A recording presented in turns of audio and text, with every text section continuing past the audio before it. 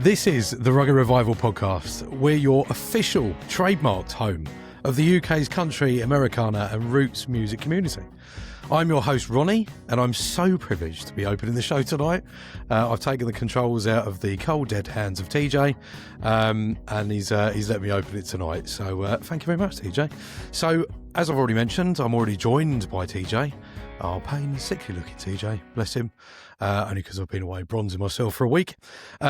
Anyway, so we've spent so much time together recently that when I was away for a week, TJ said that he missed me and that he'd been making T-shirts and knitting T-shirts, making designs for T-shirts because he missed me so much. So let me just show you a few of them, a few of the designs, right? Because I know how much he loves this. Here's one. Very good. Very good. I love that one. Yeah. This one's another one. Oh, look at that. Hand drawn. Look at it. Oh, there might be a release of information there. I don't know why that one's in it, but we're going to show it anyway. I don't know why that one's in it. And then we've got this one, which is my favourite one. That's one of our artists. That looks nothing. Obviously a suave-looking chap there. There we go. Damn, Ronnie. And I don't know why that one's in it. But anyway, so TJ said he missed me so much. So I just wanted to check you're all right, TJ. Are you okay? And how have you been? Well, firstly, I never said those words, just for the record. And all those artwork that I made is hand-drawn. So, you know, it's pretty impressive for somebody. Oh, he's such a liar. Usually when somebody misses me, I tell them that they just need to aim better. That's what my wife says. How did you... Yeah. Anyway, it's nice to see you. So, enough of that rubbish, enough of our crap jokes. I have the absolute pleasure of introducing on tonight's guest, friend and mentor, the one and the only, Mr. Lance Rogers. How are you, Lance? Hey, I'm good. Thank you. Thanks for having me on. Mentor. Good. It's such a pleasure. Yeah, you mentor us. Well, you mentor TJ. And then TJ tries to mentor me, but yeah. Falls on deaf ears. But honestly, you are. It's such a pleasure to have you on. And it's, I know we've been talking long time on socials and whatever else. So absolute pleasure to have you on. And nice to see you. So for anyone that's been living in a hole that doesn't know you, could you describe who you are and what your music style is? Who am I? Lance Rogers. Who are you, Lance? I was born in Berea, Kentucky in 1977 to some working class people and in a working class neighborhood, and ended up getting a lot of stories out of that I carry with me through the years. And, you know, I started writing songs when I was 38. So I kind of got into it late and, you know, going on 9-10 years of doing the thing. And, I guess you could call my music kind of Americana, but, you know, I'm kind of leaning into a little bit. The older I get, the more I'm getting into more of my roots of like the grunge kind of style of music, mixed with like classic country. So I don't know what you officially call the genre. I think Americana's gold. It's kind of that's what we're going to call it. We're going to call it gold. Well, I like to have. Yeah, we could do that. Yeah. Yeah. Thank you. Again, I think that things are evolving still. I'll just put it that way. Yeah. Life is ever evolving. You can choose whatever you like. Just go with it. Run with it. Lance, great to have you. Thank you very much for joining us. So, as you well know, you've listened to the podcast a few times. So I do all the personal deep bits, first of all. I know you mentioned about some of your stories growing up. Can you please share with us some of the stories about where you grew up, what you were doing, who you were influenced by, all that sort of stuff? If you don't mind sharing that with us. You know, my hometown of Berea is it's the arts and crafts capital of the state of Kentucky. So I was around the arts from the time I was a little kid. There was always good music around town. We were going to a lot of square dances when I was a kid. There was just always a, you know, environment of creation, even from the time I was in kindergarten all the way up. Berea is kind of in the foothills of the Appalachian Mountains. We're in the Knobs region, so that's right when the mountains first start. So we're kind of in a beautiful plains mixed with some rolling hills leading up into the mountains. So it was a very, very pristine, kind of beautiful place to be raised.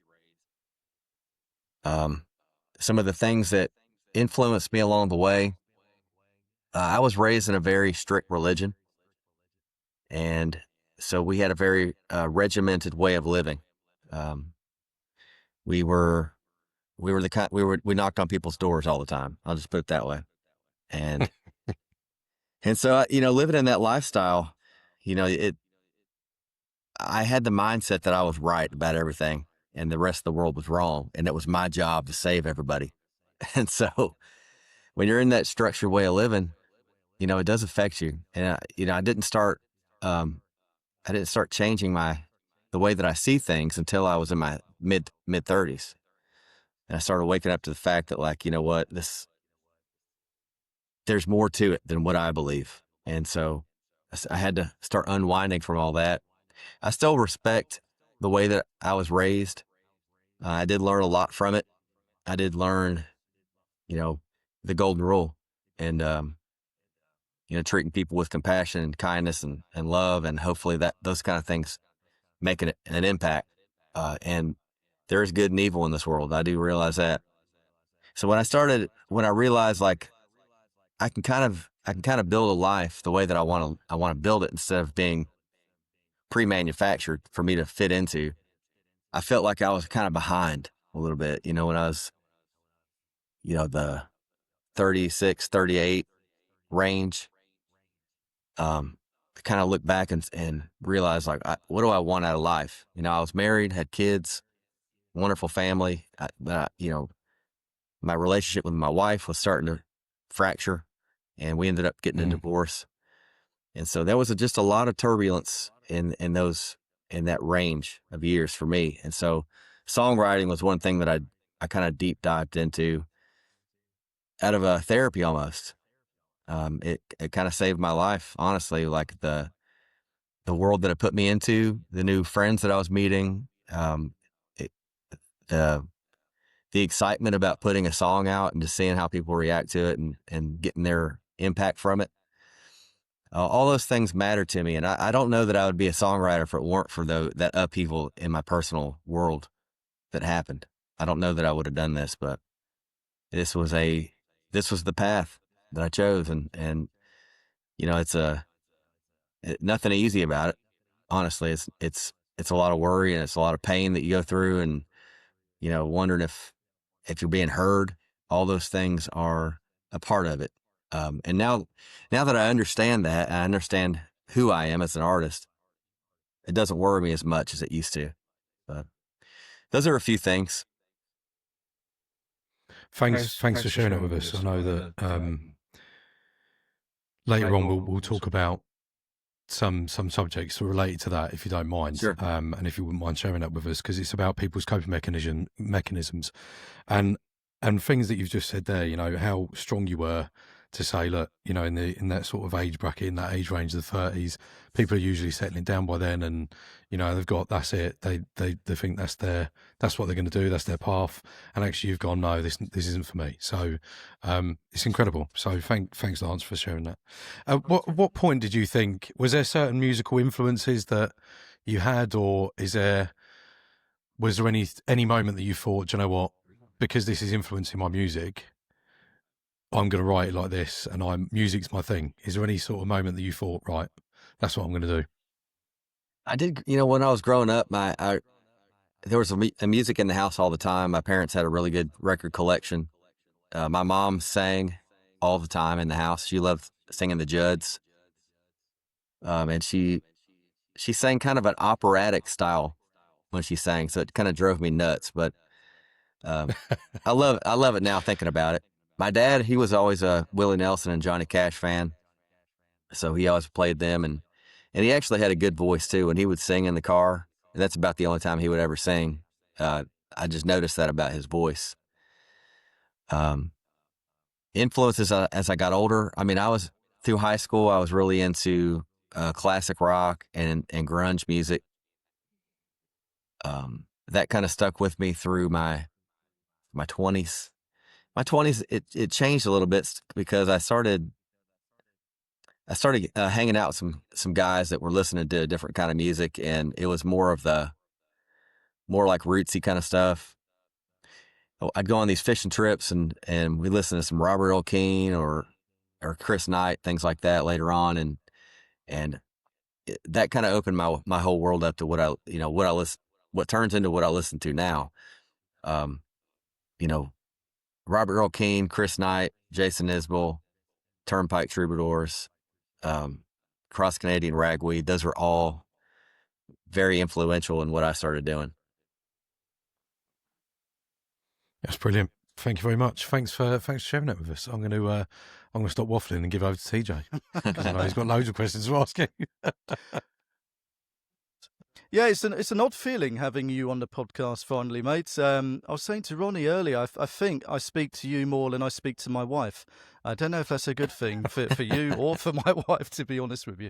So yeah, don't start any rumours between me and Lance just based on that. But you're the only person who's kind enough to respond to my DMs as well. So I'll sit in the evening. I've got all of these ideas and all these thoughts kind of buzzing around my head. Oh, God. Normally after a few beers as well, a few blue moons, as we like to share. And yeah, thank you for responding. And I love the fact that anything that I throw your way, you're like, I'm in. I'm like, sure. I wake up next day and think, did I really say that to Lance? He's like, then I scroll down and think, he's in. So you're committed now. So we're going to do a naked podcast based on what we're going to do. I think it was just a naked podcast. God. I didn't get to the rest of it. I've been going back to the gym, so I could probably do that. TJ most definitely hasn't. Up to a double D cup right now. So Good God. But no, look, it's incredible. And I love the new stories and new tidbits that we hear about you, because whilst we talk a lot, there's some bits about your past and your family and growing up and your religion as well that I certainly didn't know. So thanks for sharing that, mate. It's really interesting. But yeah, I find it incredible still, and I suppose you get this on all the podcasts you go on. Starting, I suppose, a professional music career at the age of 38. It's amazing in such a small amount of time to kind of put yourself as a singer, songwriter, producer, podcast host, doing your stuff with Full of Love of Appalachia, and being our carer / mentor in the background. It's where do you find the time for all this, mate? You must be the busiest dude in the world and having a job in the background as well. Yeah, it definitely keeps me busy. I'm getting better at saying no these days, and I realize sometimes that I overcommit to things that I probably don't have the time for, because I still have to pay my bills and things like that, and right now the music world doesn't pay that much. So I still do, I have my own heating and air refrigeration business that I run. It's a one-man show. I do jobs as they come in. And so some days I'm very busy. Other days like today, I can kind of schedule what I want to. But it's because of that freedom of having that job, it opens my world up to do some things with music and do some things that are exciting to me. If I worked a 9 to 5, work for somebody else, there's no way I would be able to do all this stuff. And so I keep my life pretty simple. I keep a very low overhead on everything that I have. I'm not super materialistic about things. So I drive an old van that has almost 500,000 miles on it. And because I don't have a payment on it, and it gives me more freedom. So with all the other things that I'm doing, I really find enjoyment. And I wish it paid more. I really do. With music, I love playing. All the other side projects that I'm doing, like the podcast, is just another form of therapy for me. Honestly, I get in my pickup truck, do an interview. I talk about random stuff. I do cigar reviews, and trying to get back into the acting world too. I've done several commercials and a couple movies, and I landed a role in a movie that's coming up, and we're doing a table read tomorrow with all the cast on it. So it's just one thing after another. But literally, I think when you put yourself into a creative mindset and get out there and meet people and talk, you naturally walk through open doors when they're supposed to. Definitely, it's interesting, and I've seen some of the bits where you're putting out your acting stuff. I thought, wow, that's an incredible angle to go into too. It's unreal. Are you able never knew to that. tell us a little bit more about that, or is that something still in the kind of pipeline? This movie it's a short film, but we're hoping to get, once the short film is complete, we're hoping to do a feature length film. The feature length's already written, so we're going to be going to Ohio in October, filming with Evan Maines, and it's a movie called Transfigurations, and so it almost feels like he kind of wrote this role for me because he's like, it's about a guy. His family's kind of in a cult, and he starts waking up to the fact that he's in a cult, and then but all this stuff happens, and it's kind of a little bit sci-fi, a little bit horror movie esque. It's not graphic by any means, but it's kind of a on your edge of your seat kind of thing where you don't know exactly what's going on, but something crazy's happened. It's something like that, and I'm looking forward to getting up there and filming it. We're gonna film the short in about 2 or 3 days, and he's very quick with the turnaround to getting the product done. I've looked at other things that he's produced, and it's very top quality stuff. He just did a commercial for Red Bull near Cincinnati, and so I'm excited about that. I really look forward to getting up there and getting involved with it. Oh, I can't wait to see it. It's gonna be cool. Have you done any training at all, like actor training, any drama classes, schools? Just drama in high school. I was part of It's unbelievable. a team that we ended up going to a national competition, and for a one act play, it's written by Eddie Kennedy, who was my drama coach at the time, and it was I think back in the 80s after he wrote it, it was like the number one act play in the country for a while, and it was called The Quiet Place. But we went to national competition in Norfolk, Virginia, and we didn't win anything. The play that actually won that year was this epic kind of like major creation. It's like all this glow in the dark stuff, and it was more of a theater kind of thing than a play. But anyway, I've had some training. Other parts of it, you just kind of, as you read the script, you kind of feel things that you just feel as a normal human being. And the trick with being on the camera is like subtle moves. It's like just subtle movements can show emotion. Whereas if you're on a play, on a stage in an auditorium, you have to have bigger dramatic moves to show that emotion. So I like being on a film way better. Wow. Well, we look forward to seeing some of that, mate. I think dialing it back slightly, mate. So we probably skipped a lot of your earlier kind of music career. So we talked about you starting it at 38 and kind of going into things kind of full speed from that point. But it'd be interesting to know kind of what were you doing in your 20s and leading up to that? Were you kind of playing music just for yourself? Were you just writing and then decided at that age that, the world needs to hear what you're doing? I didn't really pick up a guitar. I had a guitar around the house, but I never played it, never learned how to play it.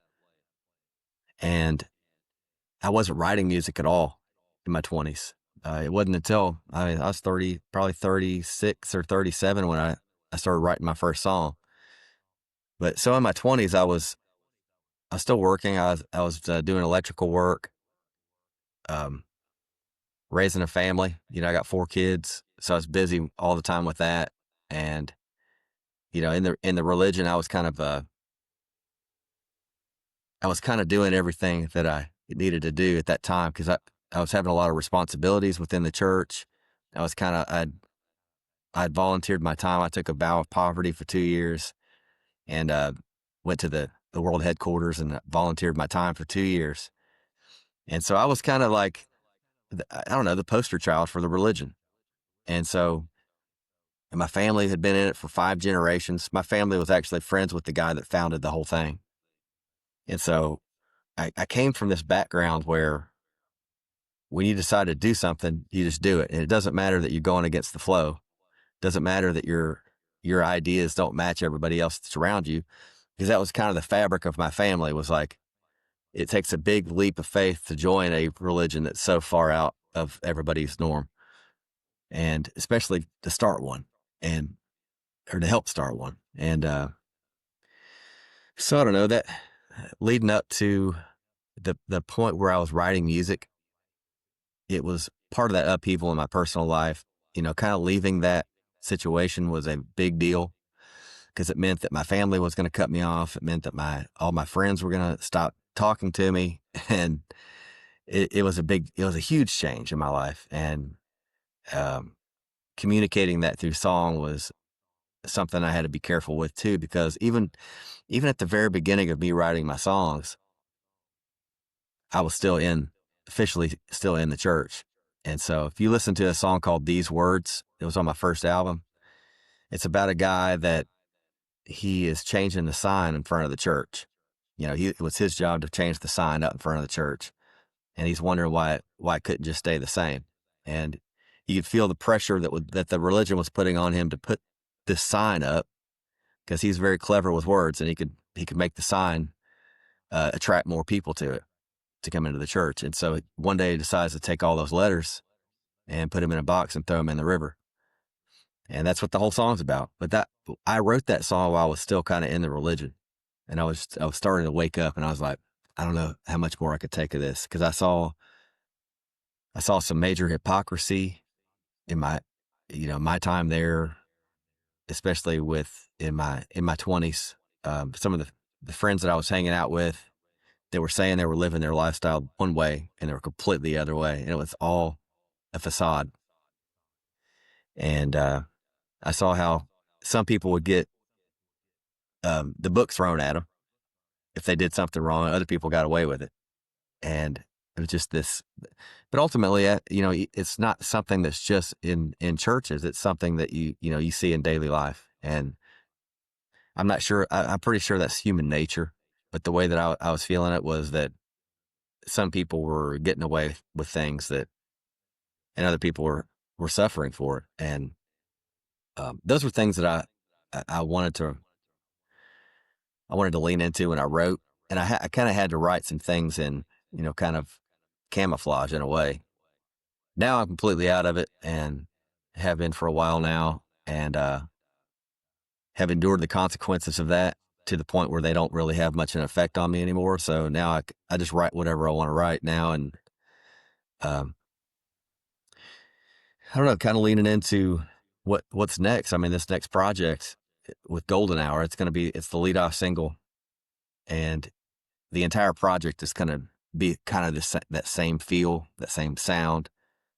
And, it's just one more step in the journey. I was lucky enough to capture just a bit of Golden Hour when you guys came over to Stafford, England, in around February. So I was just there watching you at that venue, and I got my phone out and I thought, this is an awesome track. And, to see it kind of evolve from, an acoustic number to that full-on production. And like you say, it's quite a grungy number, isn't it? It's very different to a lot of the other stuff that you've written. It is. Golden Hour is one of these songs where, what I wrote it pretty quick. I wrote it pretty damn quick. And then when I started putting a melody to it, I always like minors. I like especially E minor, A minor combination. When I started doing the melody, I was like, this is a grunge tune. And I didn't want to just produce like a grunge song. I didn't want to go straight into like a grunge rock number. So, but I did like the grunginess of it. And I told my producer, Zach McCord, I told him that kind of my idea for it is to do a grunge country mix and to have pedal steel in there. But I think the melody, overall, the melody and the build up and the vocals, it kind of helps with that whole grunge kind of feel. But that kind of thing is taken back off again. I mean, it's always been something that I've always listened to, especially since high school, and it's going to have an influence one way or the other. Just kind of like when I put my first album out, my influences were different at the time. I was listening to a lot of, Culture Wall and Charles Wesley Godwin and those kind of guys that were kind of up and coming at that time. And I think that's natural. I think it's always going to be that way, especially in the atmosphere where so many different genres are kind of blending together. I may put a blues album out one day. Who knows? I want to do an album full of sea shanties at some point, for sure. Like, that's no joke. Me and Hunter and Daniel and Greg, we sang a bunch of songs. Like, we were walking around like 3 a.m. in the middle of some town, like walking down the street. Just we made up the sea shanty, and I can't even sing it because it's pretty bad. But I'll send you a link. But it's but what I'm saying is, like, there's no rules when you put an album out. There's no rules. It's just music, and that's why it's like we as artists we strive to put songs out, because you never know what this song is going to do for somebody, who's gonna hear that song and be inspired to write something else. And that's why this is always a constant. It's a constantly flowing river, and it's always changing. Yeah, man. It's I think that's one of the benefits of being independent, isn't it? That you're not kind of under the behest of a label to say, well, no, you're not doing that because it probably won't make us money. You're going to go down this line, and that's your image, and we'll kind of manage that to an extent. But like you say, if you want to put a sea shanty album out, you can do that. I've got one condition with that. Can me and Ronnie do backing vocals? That'll be 100%. 100%. I've also got to get you to do a rendition of some Irish songs like Dirty Old Town or the Red Rose Cafe. I'll send you a link for them. You can listen. And you'll definitely learn some of those. You'll smash it. Amazing. Love it. Yeah. Well, we had a bit of a taste of a sea shanty when we did that recording in the back of that shanty. I know it sounds posh. Shanty. Sea shanty. That's the English coming out there. But when we were sat in the back of that pub/nightclub in Stafford, and we hit record, we'd had a few beers by that point, and I think that's how you guys kicked it off by maybe that was one of the ones that you made up. It was pretty funny. So perhaps go and check that out on YouTube, and you'll get a flavour. That one is that's actually one that I started writing, and we made up like 2 more verses on the fly on the trip, but it's I'm hoping that we actually were talking about all getting together and recording that at some point, and I don't know if that's going to happen or not, because everybody got real busy all of a sudden. So, but if we do record it, maybe we do it out there. Yes, in the UK. Yes, yeah, definitely. We will do a grit sessions just dedicated to sea shanties. What would be fun is to get all your sound equipment and go to like a local pub, and teach everybody the chorus. Yeah. And so we sing the verses, and we have the whole bar singing the verses. Let's do it. That'd be amazing, mate.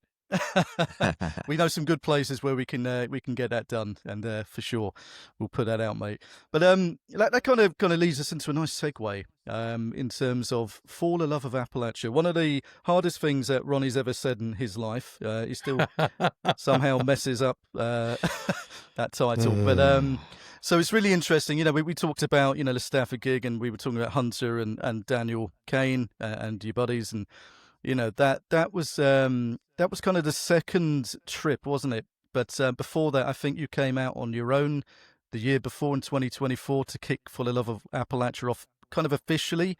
So do you want to talk us a little bit about that particular venture and where that's heading?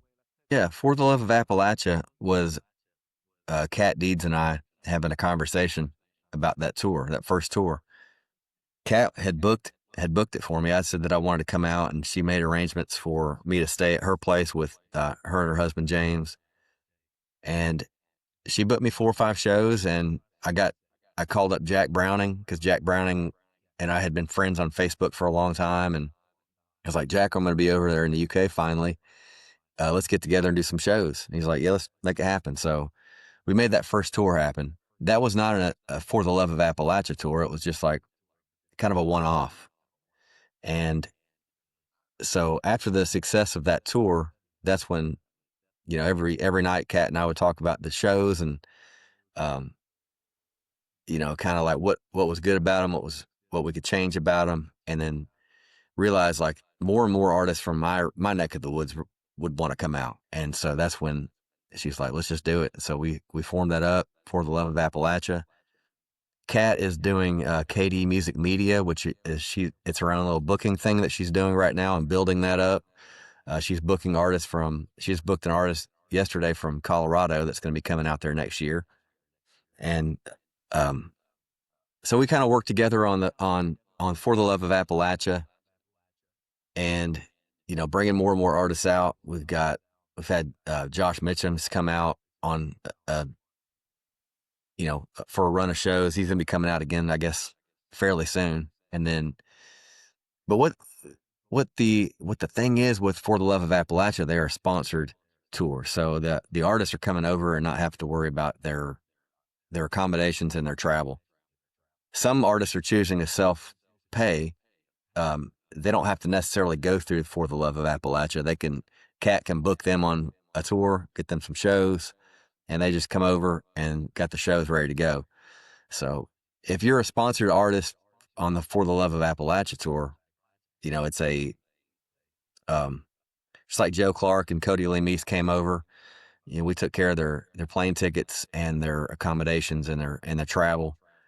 And that was one thing that it kind of relieves the artist of having that extra stress and that extra burden. And they're making their gig money too. So they're going home with some money in their pocket. And the more and more artist sponsorships we get, the more and more sponsorships and donations we get, the more artists that we can bring over. And that's ultimately the goal. We're not making any money off of this. It's really something that we feel strongly about, because it just like Cody Lee Meese said, man, he said it changed my life. And it really does. And that's what I felt when I first went over there. To go into a small listening room environment in another country where you don't know anybody, and they sit and they listen to your stuff, and it just does something to you. It really shows you how we're all the same, no matter where we go in the world. We're all the same. A good story rings true. Doesn't matter who's singing it. It's like, if you got a good story, sing it. And that's one of the main motivations. Is it's for the love. It's for the love. It's the love of what we do, and playing music and listening to music, supporting it, encouraging artists to write their song, play their song. All these are the reasons we do it. Definitely. No, and we appreciate you kind of letting us into that world too, as a Rugged Revival, and working as a sort of partnership on that. So we got to see a little bit of that world. Well, Ronnie picking Cody, Christian, and Gavin Adcock up from the airport. I think they were impressed with that sign that you put on the car, Heathrow. And just seeing what it was like to just driving around, going on the road for a little bit, going to Wales, seeing them in action as well. That's something that we want to see more of. So we went to the Stafford show, caught Josh Mitchum earlier that year. But Joe and Cody are absolutely incredible. Selling out on the first night, is testament to those guys, but also for you to set that up in a little strange town in Wales as well. Yeah. So it was wonderful kind of getting there and kind of releasing Joe and Cody out into the wild as they look, and go meet the locals, go and speak to people, and it was amazing. And Bala is a listening room for sure. It's a small venue. You can fit quite a lot of people in there, as you know, but it really is an intimate show, and the crowd absolutely loved it. But what a night. That show in Bala, it's Story. I could tell you how that show came about the very first time. That first tour that I went on with Kat, I had traced my family tree back to my 8th great grandfather, who came from a place in Wales. He was born in a place in Wales called Kiltallgarth. And so we had a day off. And so I told Kat the story, and she's like, let's go see if we can find it. And so we plugged in the GPS, and the name came up. And so we just started driving into the Welsh countryside and found the town. It wasn't actually a town. The town was Bala. So Kiltallgarth was an estate up in the mountains right up, from the town of Bala. And so we drive down this big driveway, stone lined driveway, and there's a stone house on top of the hill. And we go up, we knock on the door, and an older lady came up, and she's like, "Can I help you?" And I said, "I know this is going to sound weird. My eighth great grandfather was born here somewhere on this property." And she's like, "Come on in." Made us tea. We got to know them. Invited us back. So every time we go back, we stop and visit. And they were the ones that were friends with the people that owned Story and set that first gig up. And so we went to Story with Hunter Flynn and Daniel Kane and myself. We ended up, making lifelong friends right there. But it was so strange because, even though he was my eighth great grandfather was born like 1680 something or 16 in the 1600s, in the late 1600s, and he came over to Philadelphia region, and his son John was born in this country, and that's how I got my name Rogers. His name, my eighth great grandfather's name was Roger of Robert, and so his son was named John, so John of Roger, John Rogers, and that's how I got my last name Rogers. So it's just crazy how it all, but it became a small world at that moment. I was like, man, looking out that audience in Story and seeing people that were like, I don't know, it just felt like a family kind of thing. I felt like this is a something that other people need to feel. And so far, everybody else that's played there has felt that same thing, and they just love it. And I think eventually we'll probably have to move. We'll probably always have something there at Story, but I think there's a bigger venue there in town we'll probably end up moving to eventually because it sells out pretty quick, and they have to turn people away at every show when we're fired up. Yeah, it's exactly what happened on the night. There was a few people that had to be turned away, and some of them were the business owners of that street. So it was a bit disappointing for them, but it was just, amazing that so many people turned up, and, we managed to get ourselves a seat and enjoy the show.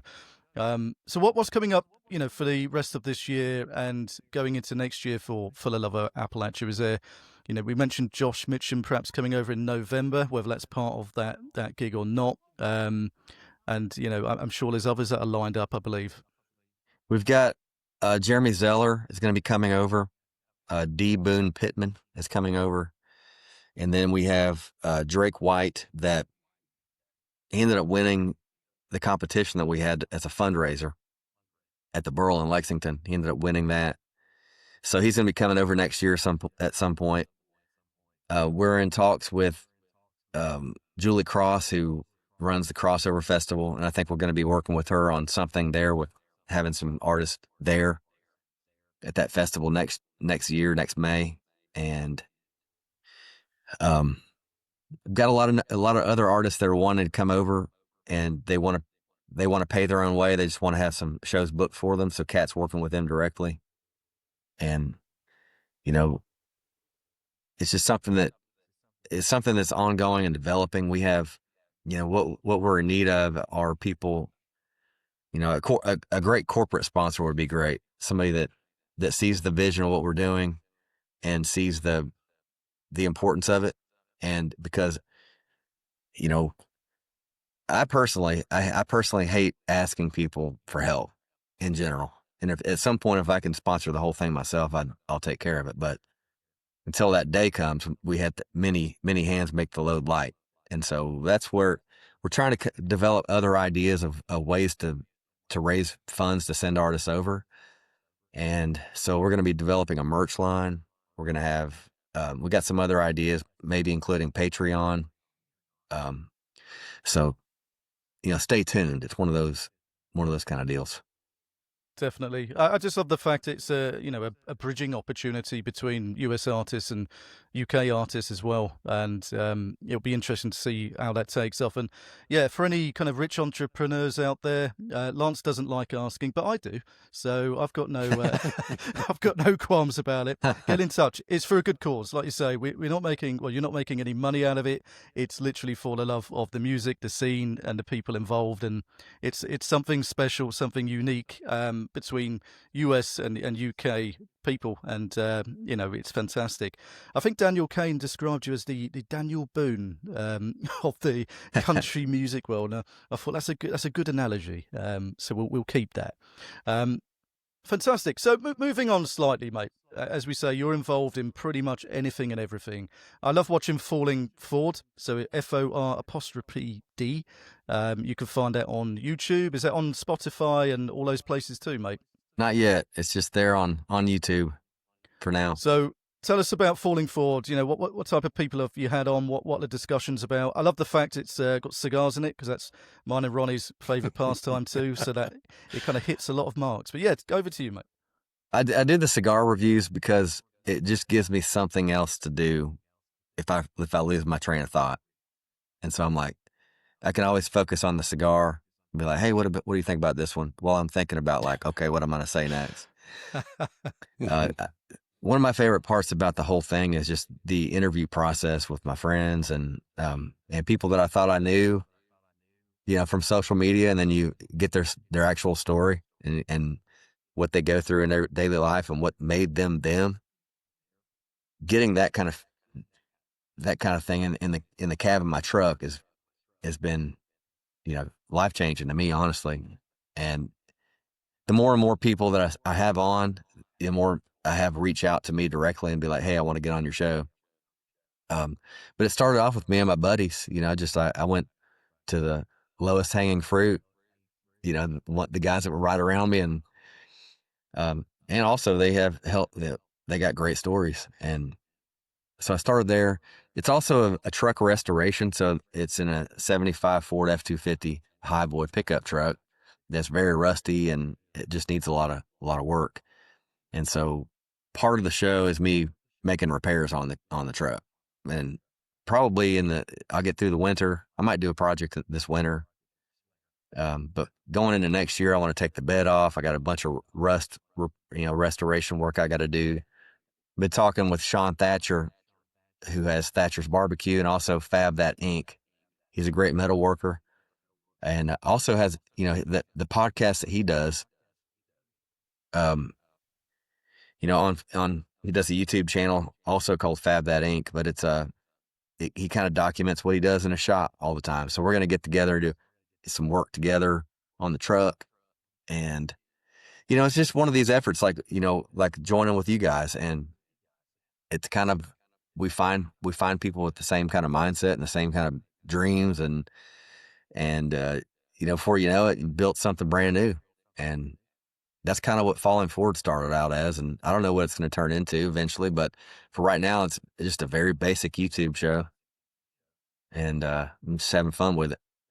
Yeah, it's a lot of fun to watch, and I suppose a little bit like what we're doing. We like to have the artists on, but we like to have industry people on too, because it's kind of a peek behind the scenes of how things are made or how things got put together. And one of my favourite episodes was John Grace from Laurel Cove Music Festival, which is one of the biggest festivals out in Kentucky right now, with some fantastic artists each year. But it's interesting, listening to his perspective of how that got started, his kind of dreams, aspirations, and whatnot, and showing people that side of it, and some of the things he was saying about, lots of people want to do what he's doing, but don't perhaps realize how hard it is, the kind of graft that you have to put in. And, Ronnie and I had our dreams and aspirations about, what did we call it? The grand old revival, having something similar in the UK. And when I listened to John, I thought, we'll put that on the back burner perhaps for a little bit. So it's interesting, that you've got industry people too. We had somebody recently, David Cole from the Truthful Sessions, because I'm obsessed with these sessions videos now.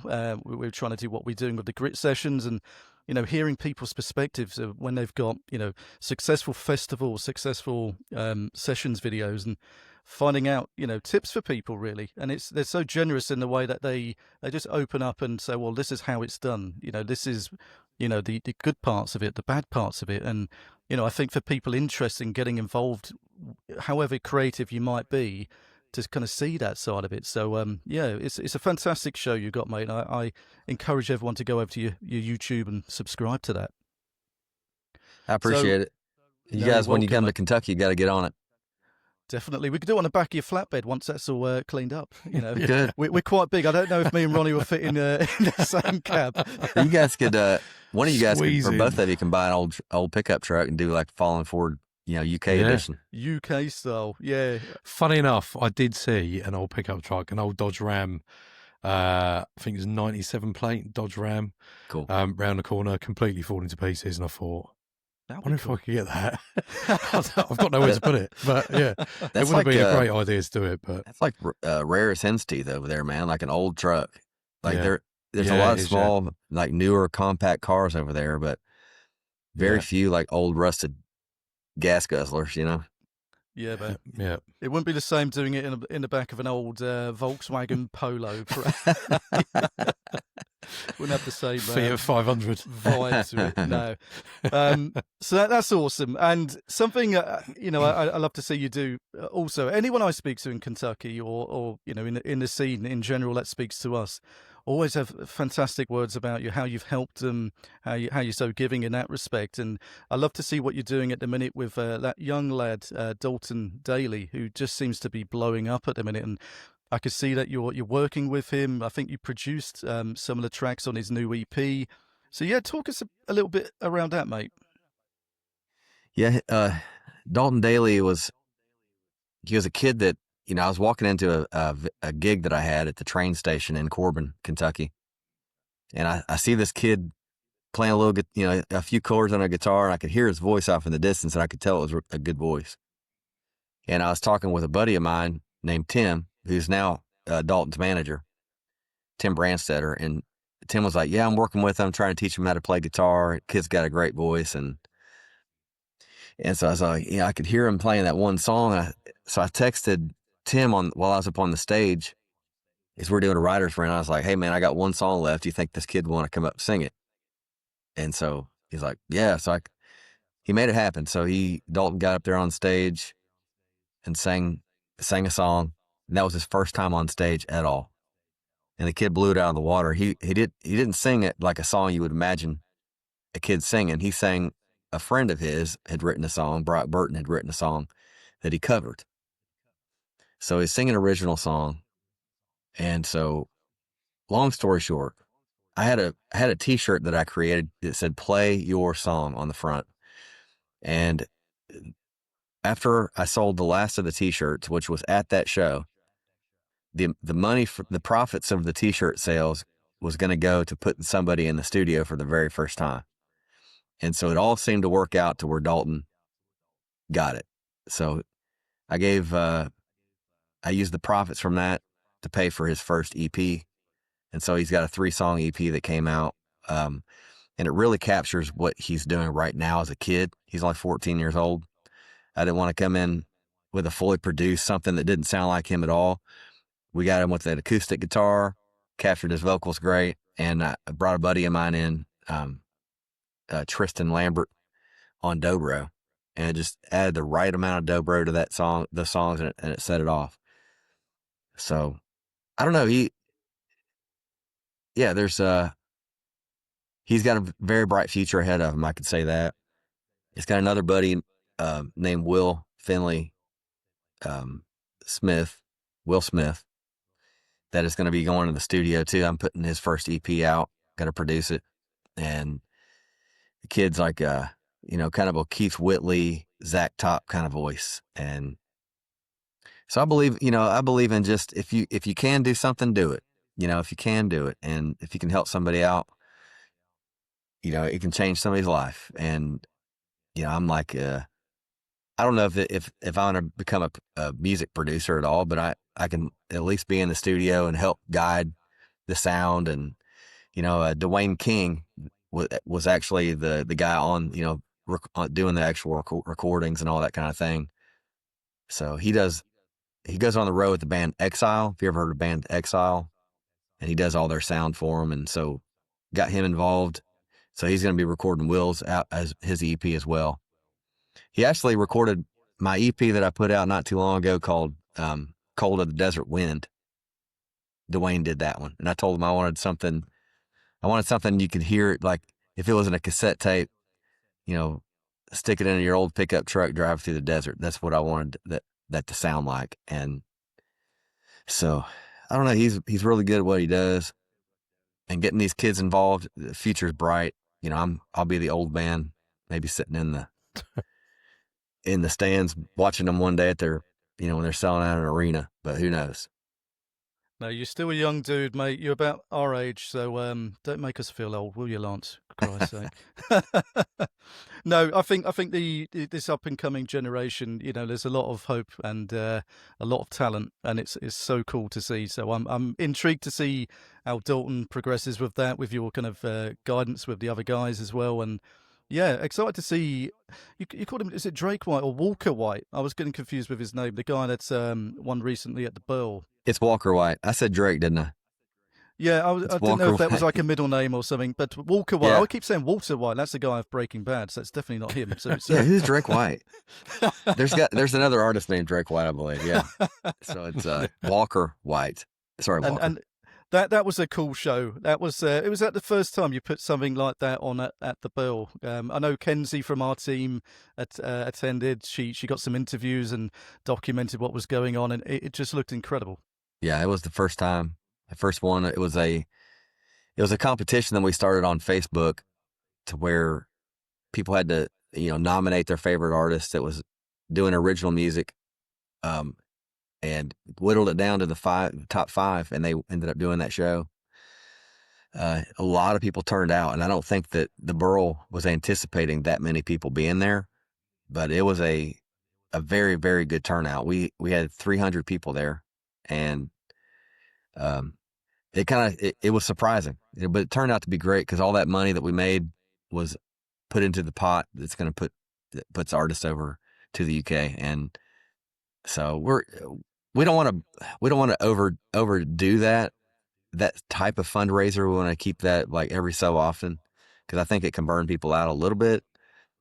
But it is something that we were extremely happy that it was so successful, and the borough was happy with it too, and a very good outcome. Yeah, it looked superb. So I think we got some bits and pieces out on YouTube, just capturing some of the interviews, and I know on your socials there were some videos of the night, and it just looked. Yeah, I didn't realize there was 300 people there. That's amazing. That's an amazing turnout. So yeah, intrigued to see how that progresses. I've got one more. Well, say question, one more statement, because I've been talking for a long time, and Ronnie's been kind of itching to say his piece as he normally does. But something else, with the Rugged Revival, we are, trying to do as many things as you are at the minute. But we've got the roster, and we're so glad that you joined us on the roster with Jonathan Payton. Again, we try not to overdo that, because it's a lot of time in the background, and we want to dedicate our time to guys like you that are supporting so many people. And I suppose if you're not familiar with the roster, for people listening, we set this up not too long ago as kind of our way to give back too. So, we have a lot of help in the industry when we set the podcast up and what we're doing. A lot of people reached out and just lended, their help, their guidance and support. And for us, it was just a way of saying, well, we've got some skills here. We've got some connections that we've built up. I'm a bit of a tech geek, so if people need help with EPKs or just reaching out or writing some social stuff that you just don't have the time for, that's kind of the things that we're offering. So we're not a manager, we're not a record label. It's none of that. There's no contract. It's just, people helping people. And, it's an honor to have you on board, Lance. I appreciate that. And, I don't know if that was one of my late night drunken requests to say, come and join us. But, we're glad you did, mate. I'm glad to be partners with y'all, and the future is wide open, and you make it what you want, and anything that you look at that's a success that you look up to started off probably a little bit looser than the way you guys are starting off. You guys are very well put together, very professional, great sound equipment, a great concept. It's going to be successful. I know that sometimes the numbers are our worst enemy at some points, to be a creative person. And if you look at some of the podcast numbers on, they're not that big, but it will come. And I think with, being versatile and having the mindset of like, you can multitask. So not only doing the podcast, doing the grit sessions. You got artists on roster that there's no telling what all this could turn into. But I think the vision is, it doesn't have to be fine tuned right now. It's kind of a wider catch, but sometimes one thing will take off and you focus on that a little bit. The other thing will take off and you focus on it. And so my opinion is like the grit sessions, like the videos and the audio mix, that is what's going to catch people's eyes at the first. And then once they see that, oh yeah, these guys, they're not only doing these videos, but they're also interviewing their artists, and they're also doing this at shows. And it's going to be something that it's going to be great. It's already great, but it's going to get big.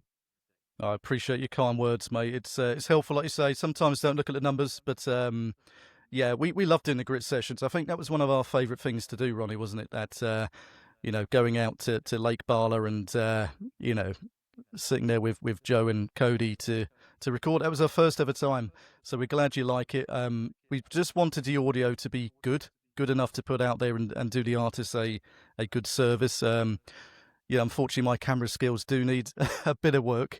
But listen, it was the first time of doing it. That's the whole difference. It's we're not seasoned professionals. We're not doing it 20 times in a week to go out. This is just the extra. But just being able to trial that with people that were so warm into it as well, it just makes such a difference. And it shows in the videos that have been put out. And working with some incredible artists. Hangover wasn't so great that day, but you didn't have to mention that. But, I did have to mention that, but yeah. But it was just. I mean, I just wanted to cover a few bits, Lance, if that's all right. Just to say that actually, from being exposed to that, to what you do, from such a distance, and then people coming over. TJ's already mentioned it. No one's got a bad word to say about you, and actually, it's truly inspirational listening to these artists coming over, talking about you, how you've helped them, and for the love of Appalachia, got it right this time.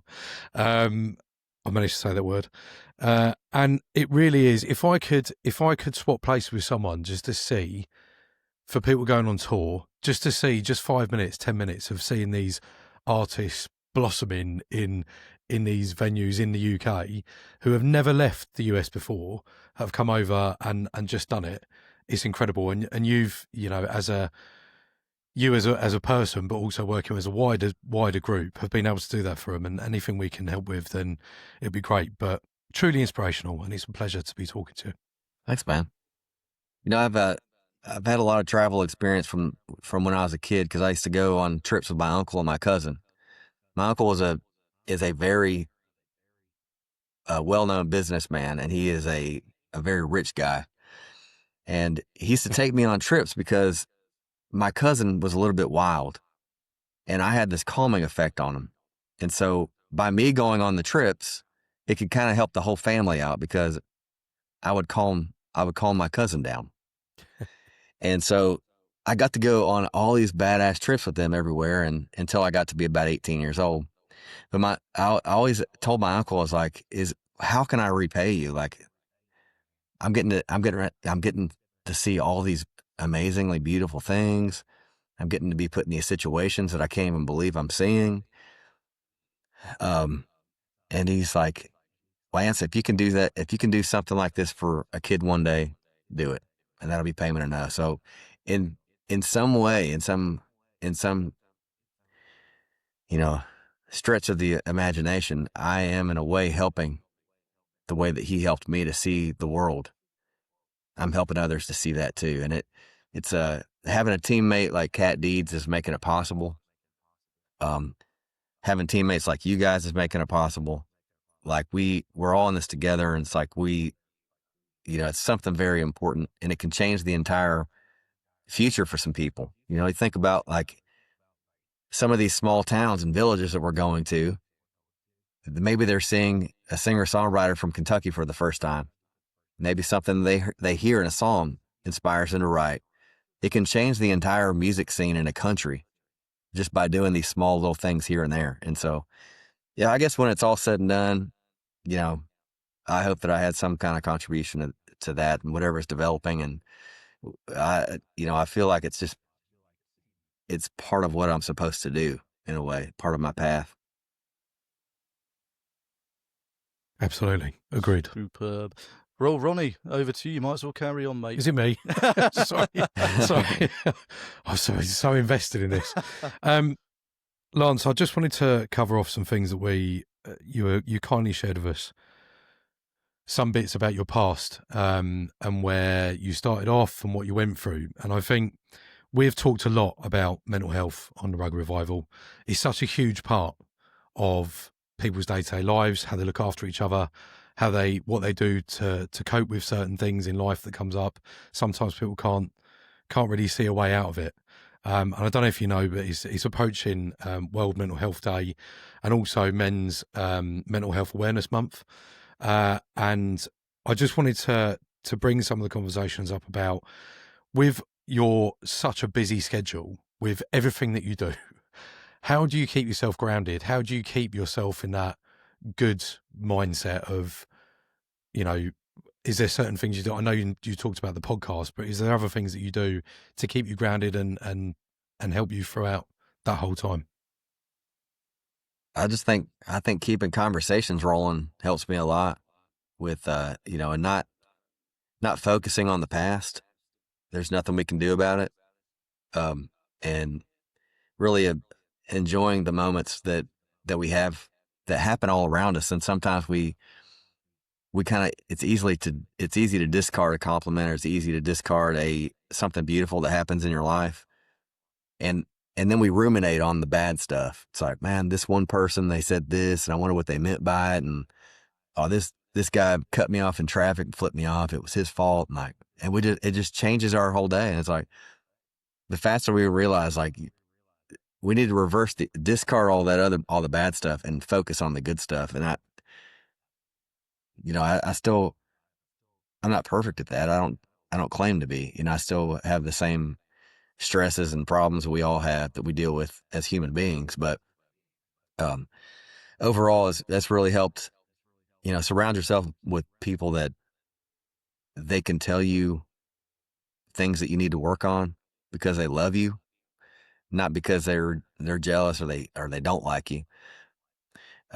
People that build you up, people that sharpen you. Iron sharpens iron. So it's like, keep around strong, secure people that you can count on, and those kind of things help me big time. Communicate with my kids. I don't get to see them all the time like I used to, and so, but just keeping those conversations rolling really, really helps.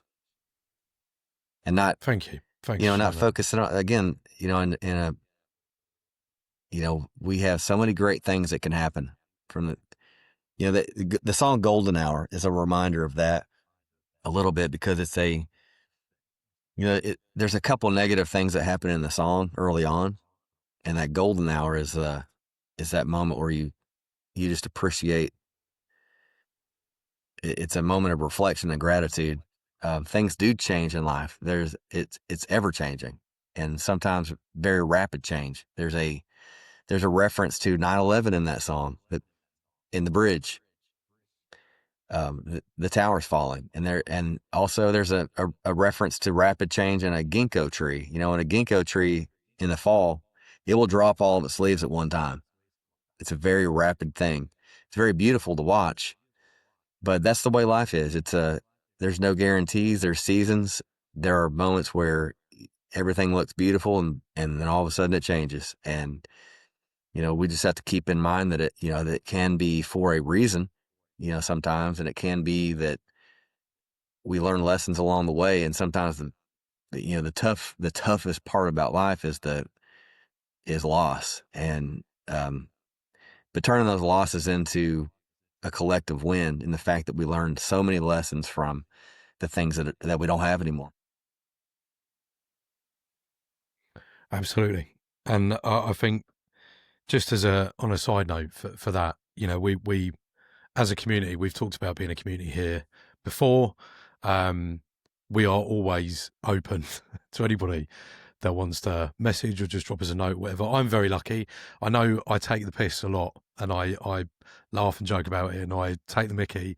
But I'm very lucky because I do have TJ on the other side, and we talk about things and stuff that's gone on. And unfortunately, we spend lots of time together on the road sometimes when we're following the artist. But actually, we are very lucky, and we're all very lucky in that position. So yeah, don't forget, if you do need to reach out to anybody, we're all here. Yeah. And thanks for sharing that, Lance. It's much appreciated. I think the other way of me coping is listening to your album "Too Late for Flowers," because I think it's never too late for flowers. But one of the special songs for me is "Fire and Flame." I've played that at top volume. Even when I was blasting through Wales when we were on the way back, TJ was in the car with me. Hey, I love that song. It's just a bit of me, that song. It's just fantastic. So if you haven't listened to it, go and listen to "Too Late for Flowers" by Lance Rogers, and you'll love it. That was 2024, wasn't it? That would come out last year at some time. Yeah, it was last year. Yeah, I had that album is basically recorded in two parts. I recorded the first I think 5 or 6 songs with Dwayne Lundy in Lexington, and I recorded the last of the songs with Sam Rogers out in Slade, Kentucky. So I think if I actually put vinyl of that album out, it's going to be one producer on one side, the other producer on the other. But I don't know. I don't have any. That's kind of a bucket list thing for me to do, is put a record out, vinyl, an actual physical vinyl record. We'll display it with pride on the back wall. It'd be Say that again when you do that. We'll display that with pride on the back wall here. Yeah. Or TJ's. It'd be amazing. So there's a couple of questions I just wanted to ask you, and I asked them to Nicholas Jameson last time he was on, actually. It's a bit of a random question, but I want to know what makes Lance Rogers tick. I want to know why you go and play to crowds. Why do you do shows? Why do you play music? Why do you want to play to people? What is it that you get from that? It's some kind of strange force. Honestly, it's like a little bit related to an addiction, I think. And or a gambling habit, I do it because I love doing it. But there's this, once you start, it's hard to get out of it, honestly, because there's always this like, what if moment. And I don't want to be that guy at 80 years old that's sitting around being like, man, if I would have just stuck with it a little bit longer, or whatever. And that's why I keep doing it, because I'm like, I want to be successful. I want to be successful at this. I want to be known as a great songwriter in the state of Kentucky. And you don't get that way by stopping. And so, and I feel like everything every project that I do is a little bit better. And I'm excited to see what comes out 20 years from now. And so those are the kind of things that keep me going. The shows can be a grind, honestly. The travel, it's not the easiest thing to do. Sometimes the crowd is not responsive. They don't care that you're there and things like that. So those kind of things can be tough to deal with. Plus people's personalities. There are people that come in and out of your life based on what they think they can get out of you. And I don't know, those are the toughest things for me, honestly, about being in music. But ultimately, I have made sacrifices before to be where I'm at. Would I have done that? Would I have made those same sacrifices now? It's a tough call, because it would have changed my entire where I'm at now. But I can say this, that moving forward, I'm analyzing what kind of sacrifices I'm making for music, and it's not going to involve relationships. I intend on keeping all my relationships strong. And life on the road is hard, takes you away from your family. It puts you in environments that, I was kind of wilding out after I left a very strict religion. I kind of did things that, lived a certain life that I'm like, I never had lived before. And so I was trying a little bit of everything here and there, and I realized that wasn't good for me either. And so I feel like feel like I needed that in a way to kind of narrow down, chisel out what I needed to find in life to make me happy. But ultimately, I feel like I've finally, it's the picture is coming together as far as who I am and what I want to do for the future and in the future. But yeah, those kind of things keep me going. I think it's so interesting when we get to see the inside or hit the inside story, because there's a lot of people that think it's just all, glitz and bright lights and going to get drunk and all that sort of stuff. And actually, there's so much work. There's so much stuff behind it. I mean, look up with everything that you do. Even to get this up and running, there's so much stuff that goes on behind the scenes. That it's good for people to hear that. It's good to see that it's not just a joke. You don't just turn up one day and then, start singing or start playing a guitar or whatever. It's serious stuff that comes with it, and it does have a serious effect on home life. So thank you again for sharing that. So if people have only just started coming across your music, if they've been living, as I said earlier, in a hole for their entire life and they've never heard Lance Rogers, two of your songs, which two of your songs would you choose to put on a playlist for our listeners? Outside the Lines is it's kind of my go-to. It's my first one that I ever put out. And to this day, it's usually the one people bring up because of the opening line. He took a long, slow draw off a Pall Mall. And that song, and I've got to put Golden Hour on there too. So my first song and my latest song, my two favorites. Brilliant. Thank you very much. TJ's made note of them. And I haven't asked for a third one, but I'll get my way. Fire and Flame will be the third one. I'll let you have your third one, seeing as I did that last time. So thank you. Yeah, that's great. Thank you. Stop moaning there. Normally I talk about the fact that Rugged Revival is a community, but we've talked enough about all of us being a community. And we've talked about the fact that we've got emerging artists, so Dalton Daly, Walker White, or whatever you want to call them. Walker White. We've mentioned them already, and we will definitely give them a shout out, and definitely everybody who's listening to this, please just go and have a listen, go and have a look, and see the inside bits of them, and then I think I've completely lost my place because I've thrown a bit of I can see you waffling, and I thought, he don't know what he's talking about now, does he? He doesn't know what he's doing here. Yeah, he has no idea, does he? Now, see if he had a cigar, you and that's it. Cut to the cigar. Yeah, exactly. So, what do you think about this then? Anyway, I think we've got the game now, and if you want to play a game, do you want to play a game? That's the saw in it. Something like that, anyway. It is. Shall I? It's over to you, TJ, whatever it is, because I've done my bit. You've done your bit, have you? Where are you going? I've talked a lot about that. I thought you were just going to get off your chair and walk away then, but yeah, right, that's it. Well, seeing as we're playing a game, so Lance, if you've listened to our last few episodes, then you'll see that halfway through the show, or most of the way through the show, we have a little game. I don't know what Ronnie comes up with. This is the one task that I give him. I trust in him to do. So it could be. Well, no, not really. I don't trust you. So we play a little game, and it's normally the Rugged Revival versus artists, and it's me, yes, versus you, Lance. So I don't know what he's got in store. We'll play the opener. So play the game. Let's play it.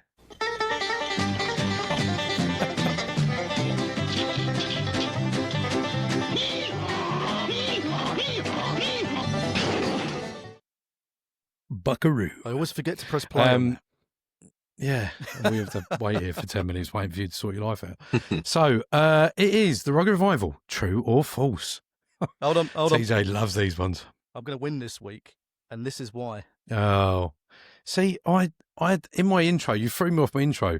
So he was wearing these glasses before you turned up, Lance, and I started laughing, which wasn't very nice.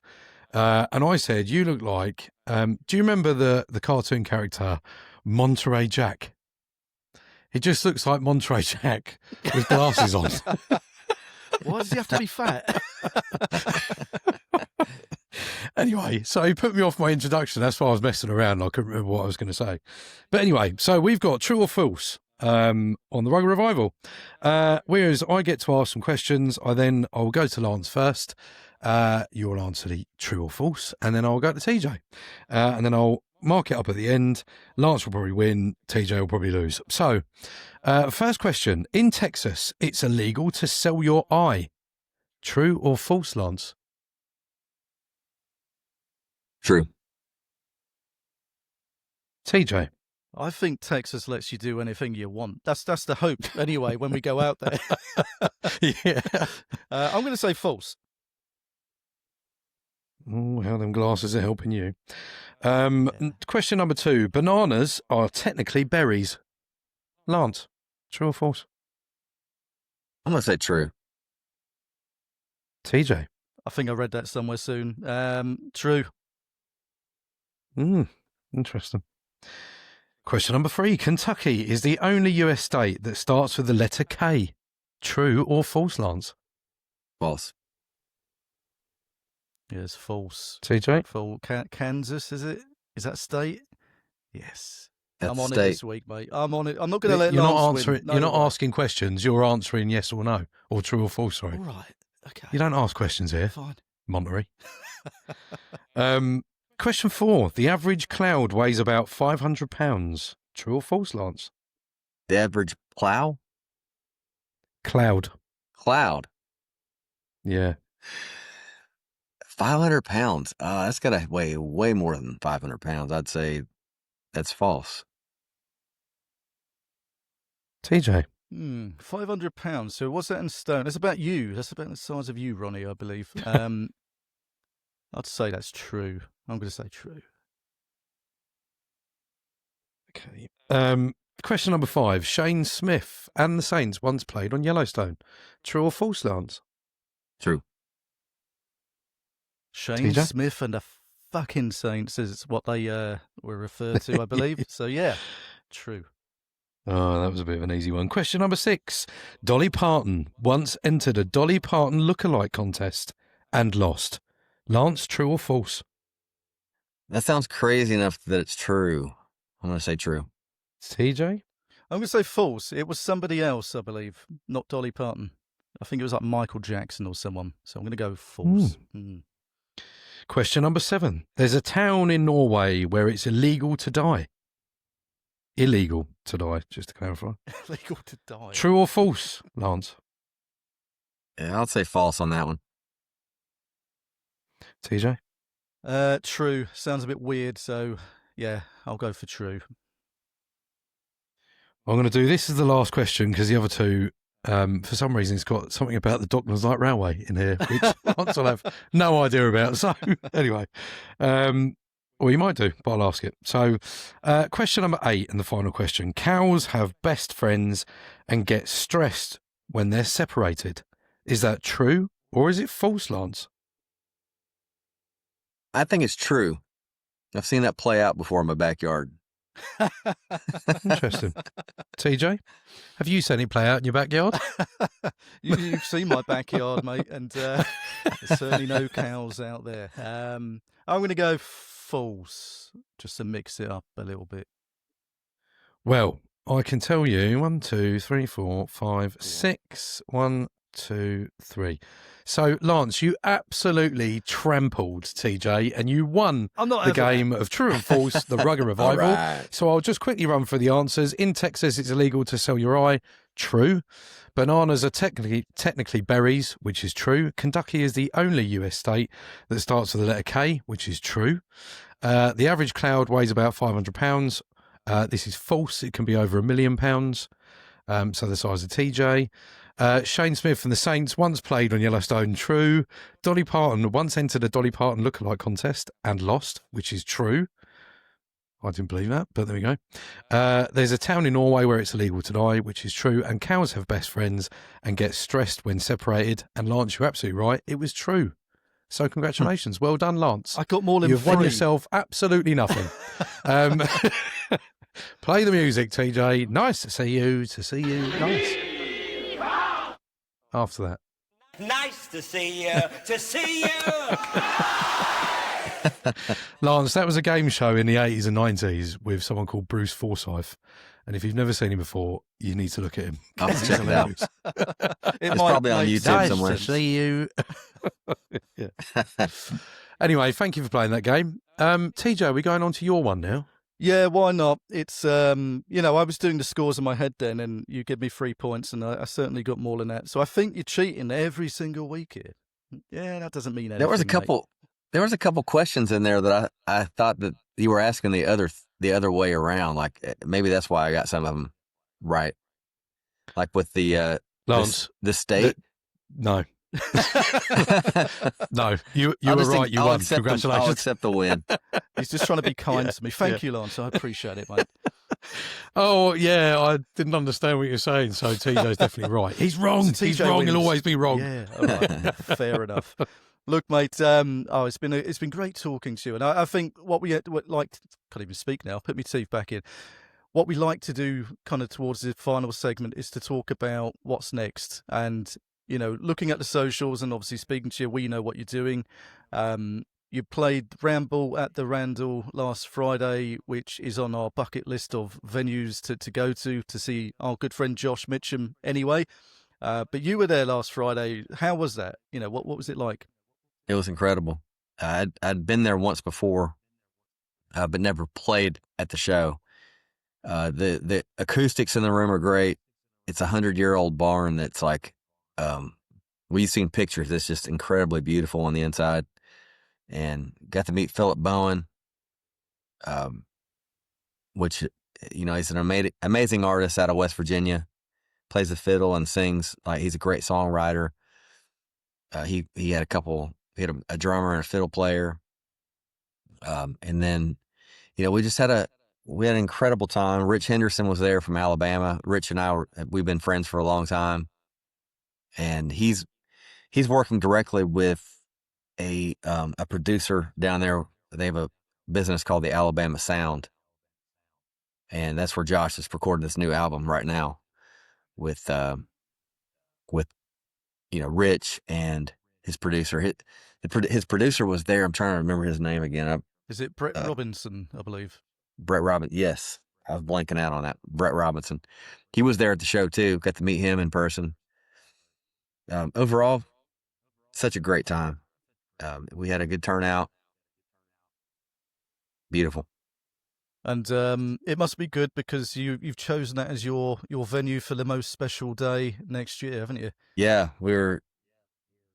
Wendy and I were there, and we were just walking around thinking how great it would be to get married there. And then Josh, we got there very early and brought it up to Josh. Was like, "Yeah, that date's available." So we went ahead and booked it for Wow. the end of May. So we're gonna. Congratulations. Yeah, It's gonna be fun. absolutely. So I think I'm gonna set up Congratulations. a PA system at the wedding too, and have some, whoever my friends to get up there and sing a song or two, whatever they want to do. Can we come to the bachelor party? That's our one request. Come on out, man. It'd be fun. Superb, man. And you've got some amazing things coming up as well. You've got a show with Blackberry Smoke, who are an incredible band, and you've got a unique connection with that band, haven't you? Yeah, Charlie Starr is my cousin, the lead singer, and I'm pretty sure that helped with getting the gig, honestly. But yeah, he's a cousin of mine through my mom's side of the family, and we're both related to Buford Abner.